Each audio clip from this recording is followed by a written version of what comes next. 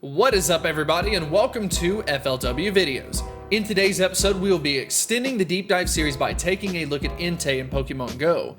So Entei is going to get a special legendary raid day on July 14th, and you may be curious as to whether or not you should power up your Entei, unlock a secondary charge move, and of course use it in raid battles. We are going to be talking about all of that today. I also mentioned that moving forward, I would try to showcase a graph so that you could see some of the best counters versus the Pokemon that we talk about. So here you go. Go ahead and check it out. Take a screenshot if you need it. If you are new to this series and you do enjoy it, make sure to hit that subscribe button. We are so close to hitting 100,000 subscribers, and it would mean the absolute world to me. But without further ado, let's go ahead and get into the video.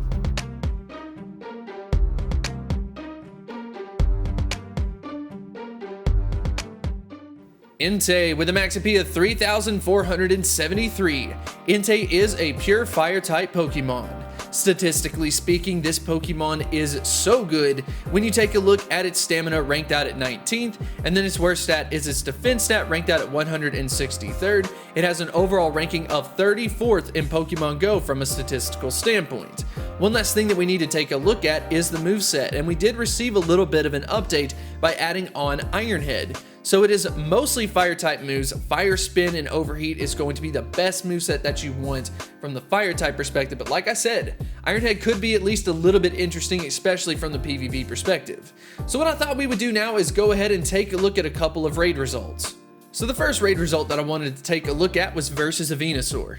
Now this is going to showcase a lot of different typings versus Venusaur. As you can see, we've got Moltres using Sky Attack, Mewtwo with that Ice Beam, Blaziken, the Community Day moveset of Blast Burn, and then Honchkrow in there as well from the Flying type, and then Entei in at the number 5 spot. So we're seeing quite a bit of a large spread when we talk about it versus a Venusaur.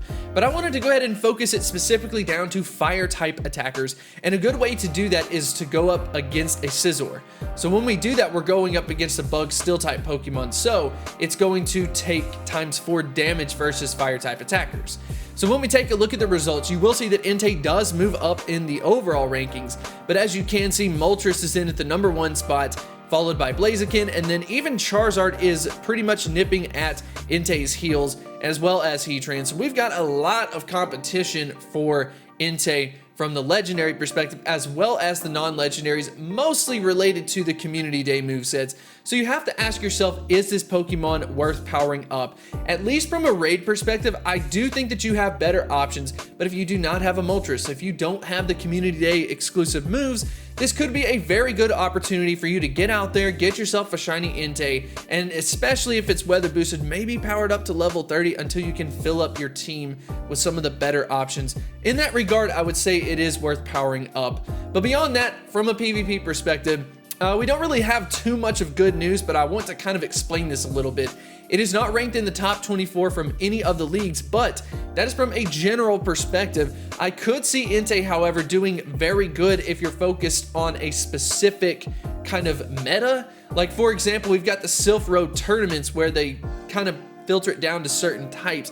Only issue is that Entei just wouldn't be good from the Great League, but if we were to carry that forward to the Masters League, I could see it ended up being fairly good. It is a one-trick pony to some extent.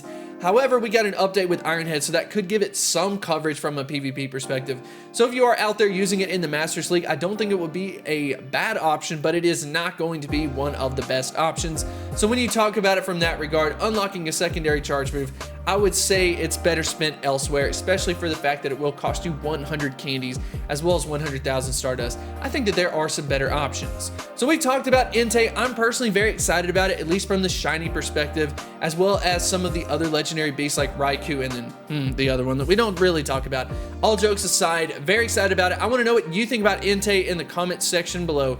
Do you plan on powering it up? Do you plan on using it? Let me know anything and everything in the comments section below, and I will see you next time. This is where we give a huge shout out to the patrons on Patreon.